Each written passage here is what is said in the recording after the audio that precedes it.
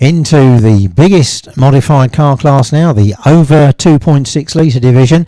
Big entry in this class, and this is Steve Holly, the electronics engineer from Salisbury, in his TVR Griffith. This 1998 car, a big 5 litre over V8 with lots of torque and around about 300 horsepower on the dyno. Slightly hotter cam than normal, and running nitron dampers, but otherwise standard. So big handful for Steve Holly on his first attempt here at Longleat Hillclimb, but he's already charging into the hairpin at Dodds.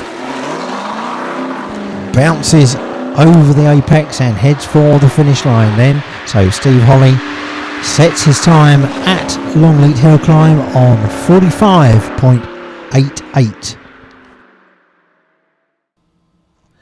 One of the biggest cars at the meeting now. This is the V10 Dodge Viper GTS of Salisbury musician Bjorn Arnils. There's another of these cars running in supercharged form a little later on. We'll tell you about that in a few moments. But Bjorn Arnils in his first season of competition. It's only his third event with this car, which is a Canadian import with just one previous owner. But no modifications. Bjorn reckons it's quite scary enough as it is, with 550 horsepower, quite a handful at Longleat Hillclimb. But he's already into the hairpin with the big 8 litre V10. Persuades the big car around the tight right-hander, gets on the power as soon as he dares, and heads for the finish line.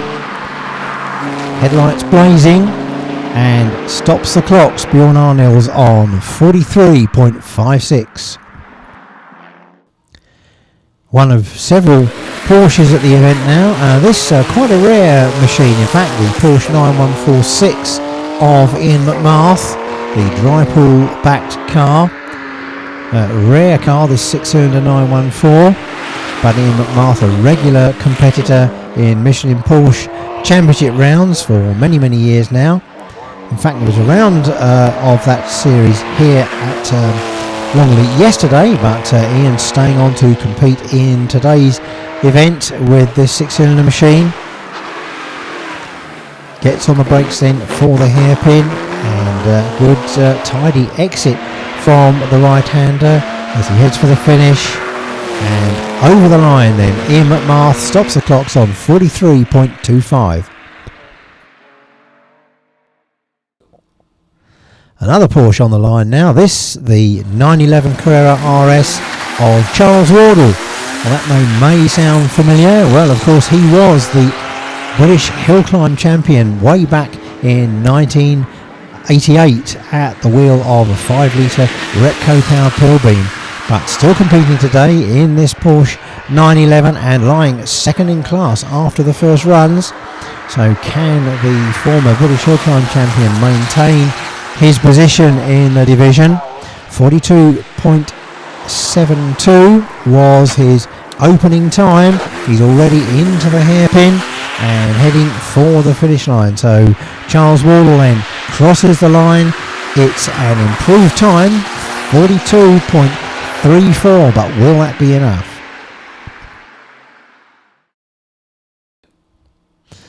Oh, serious opposition to Charlie Wardle could come from this 2 litre supercharged Ford Escort of Brendan Jones. The Rotrek supercharger really pushing this car along. He was in the 43s for 4th place on the first runs, but Charles Wardle's second time now, 42.34. That's the target for Brendan Jones with the Ford Escort, as he's already charging up Club Straight and into the hairpin with the Mark II.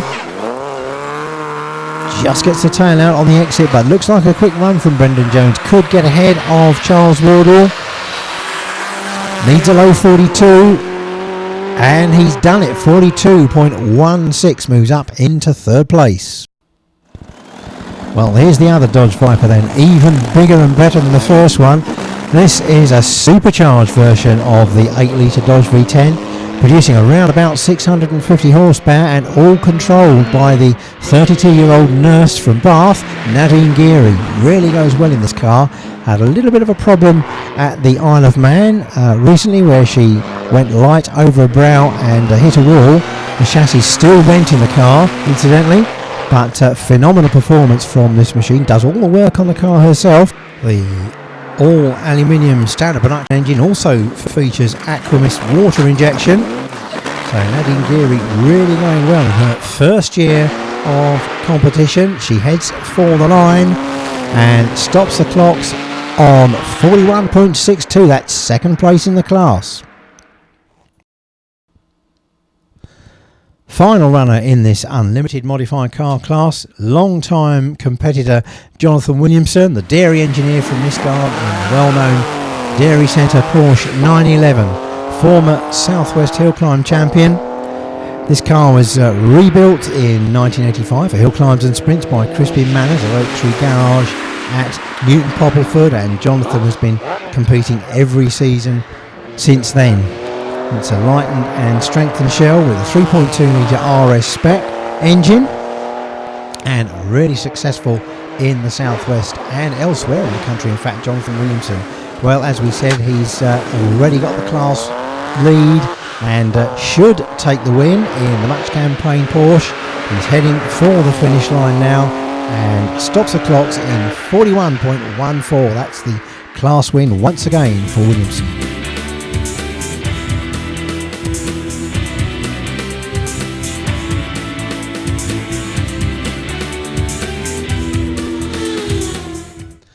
An amalgamated class of kit cars comes next. All three classes merge together, and first of the line, it's number 210, Ian Gaskell with the Cosworth BD8 powered Westfield, just 1380 cc's.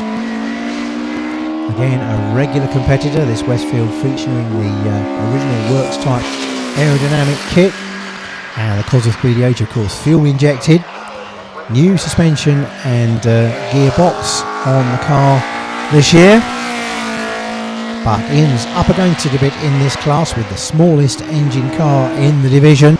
Ian Gaskell now pushing really hard to overcome the capacity disadvantage. He's through the hairpin now and heading up over Suet Sleep. The finish board in sight, and Ian Gaskell stops the clocks on 42.37. Peter Reid adjusts the seat belts in the Westfield prior to his run in the Daniel Zetec powered machine. Away from the line then goes Peter Reid, the dive boat skipper and technician with the University of Plymouth. Long-time competitor. This car built as an 1800 road legal car by Peter himself in the winter of 95 and 96, and a bit of evolution since then. Meantime, with his brother, he's been campaigning a Pilbeam MP62 single-seater, also with the 2-litre Dunhill Zetec, but back in the Westfield now, very competitive as always. Third place in the class before the second runs. He's heading for the line now in the Westfield to set his final time of the day, and that is a 40.11, still third place for Peter Reid. Martin Perry now in the 1600cc Westfield SEI. Very quick driver, very quick car, but up against it, Mike Rudge's opening time in the class was 38.30, and he's just half a second adrift at that time, so a lot of time to make up. Looking then for a low 38-second run, Martin Perry in the Westfield. Exits Prospect Bend in the middle of the road prior to charging up Club Straight into the hairpin. So the time to beat then for Martin Perry, 38.30 from Mike Rudge. Well, gets a bit of a tail wag on the exit from the hairpin, but plants the right foot now and applies the power towards the finishing line, and Martin Perry stops the clocks on 38.53. That's going to be second place. Final runner then, Mike Rudge in the Westfield Cosworth SEI, the 2-litre car with which he's already wrapped up the class. The time 38.30, but knowing Mike Rudge, he'll want to improve on that time. one of the real hard chargers in this division. He was a pretty hard charger in his Escort Mark 1 a few seasons back, which he took to several class records, but really setting the tarmac alight now in this Westfield SEI. Looks quick from Mike Rudge, 38.30 the opening time. So he'll be looking for 37 second run as he comes charging into the hairpin now, gets the power down. Good tidy exit from the hairpin. Heading for the finish line now. Will it be a 37 for Mike Rudge? It will indeed. 37.66 and the class win.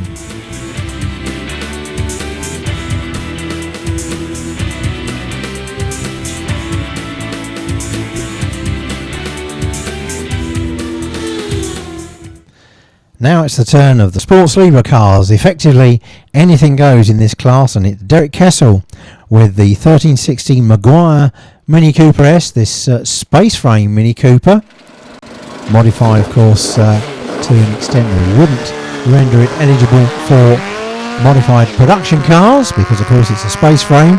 But Derek Kessel, a regular competitor in the Southwest, with the Maguire Cooper S, and really charging hard now into Hope Rise, and a little bit too hard, gets the car sideways onto the grass, slides out of our view, but Derek Kessel still going, motoring along, looking to get back onto the course, guided by the marshals. He could still complete the run in the Maguire.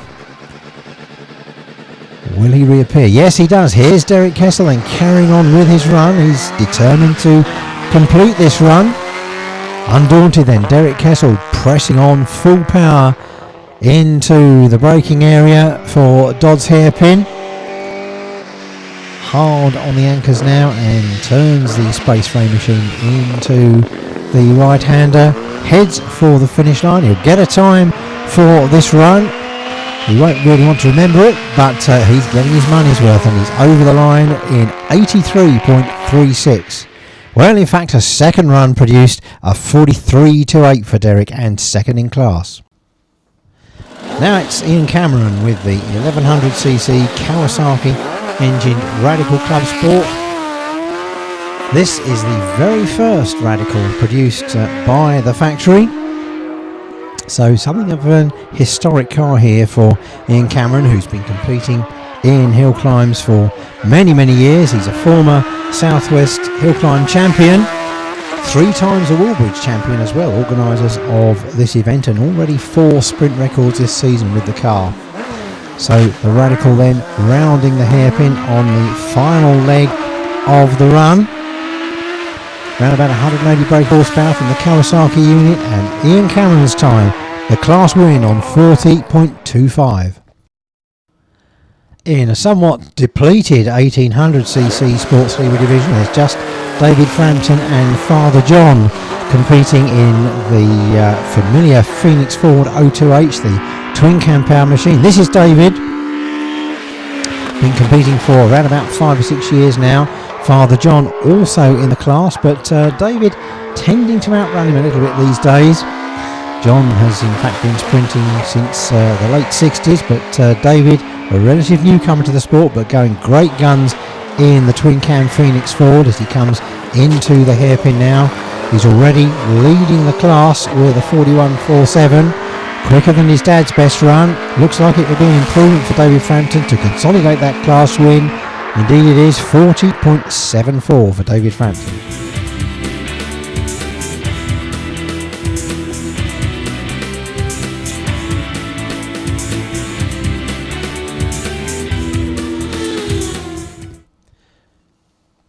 On now to the large capacity Sports Libra class, that's over 1800 cc's. And first car to the line, Phil Gale with the 2 litre Vauxhall powered Darien T9.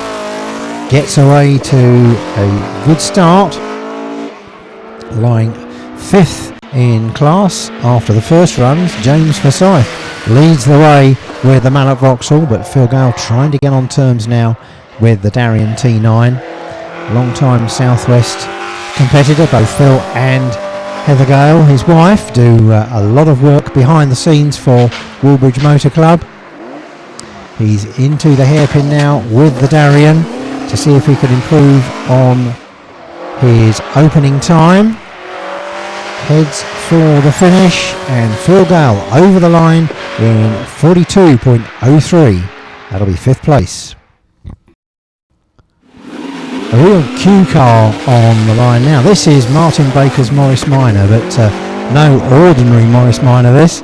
This one with a 2-litre turbocharged Fiat twin cam unit, which Martin has developed himself. The car has been in the family since it was new, in fact. And it's really a tremendously quick machine now, with traction control and all sorts of electronic gizmo that the Weymouth engineer has imparted it with. Weaves under braking for the hairpin, but tremendous power from the twin cam Fiat. Flames from the exhaust on the overrun, and really searching for traction now. The car snakes through the final reaches of the course, and again just before the line, but Martin Baker over the line, 40.59 and 4th place. Final car to the line then in the big sports leader class. This is Andrew Forsyth in the somewhat elderly Mallet, the Mark 1524 with 2-litre Vauxhall power. Andrew always pushes hard in this car, but of course he's up against brother James, who really sets phenomenal times. In fact, he leads Andrew after the first runs with a 37.56, and Andrew still in the 39s, but still in second place, trying hard to catch brother James. Will it be a 37-second run as he comes into the hairpin? Always a hard trier, as is his brother Andrew Forsyth, looking to get a mid-37, and it's 37.69, just not enough, half a second shy of brother James.